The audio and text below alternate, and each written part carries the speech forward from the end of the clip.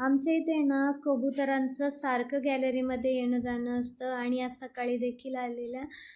आणि शिव त्या कबुतराकडे पाहण्यातच खूप दंग होता आणि तो असा काही आवाज त्या कबुतरांना देत होता.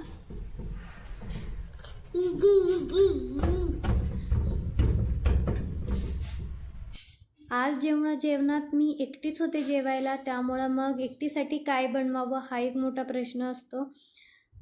एकटीसाठी असो किंवा दोघांसाठी असो, पण रोज जेवणात नवनवीन काय बनवायचं हे खरंच मला सुचत नाही. पण आज एकटीच होते, म्हटलं छान अशी बटाट्याच्या आज काचऱ्या बनवून घेऊयात. फक्त तेलामध्ये शिजवून घ्यायच्या या काचऱ्या, एवढ्या छान लागतात ना टेस्टला. आणि बरेच दिवस मी बनवल्या देखील नव्हत्या. म्हटलं आज माझ्यासाठी त्याच बटाट्याच्या काचऱ्या आणि छान अशी बाजरीची भाकर बनवूया. खूप सिंपल रेसिपी आहे. तेलामध्ये ना जिरी मोहरीची फोडणी द्यायची, ठेचलेला किंवा चिरलेला लसूण टाकायचा, कोथिंबीर, मस्त लाल तिखट, हळद, मीठ वगैरे टाकून त्यात बटाट्याच्या काचऱ्या ॲड करायच्या आणि फक्त तेलामध्ये शिजवून घ्यायच्या. एवढ्या छान लागतात ना टेस्टला.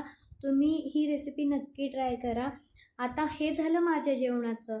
आता शिवची देखील उठायची वेळ झालेली, त्यामुळं म्हटलं त्याच्यासाठी आज ना ओट्स खिचडीच बनवूया, कारण त्याला थोडासा कफ देखील आहे, सर्दी झाली आहे थोडीशी.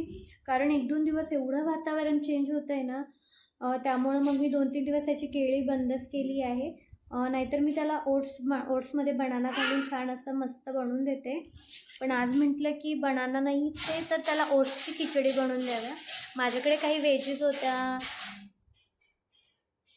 त्या टाकून त्याच्यासाठी देखील मस्त अशी खिचडी बनवून घेतली. तर असा साधारण माझा आजचा दिवस होता.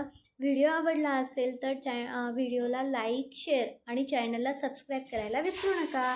भेटूया नेक्स्ट व्लॉगमध्ये. बाय.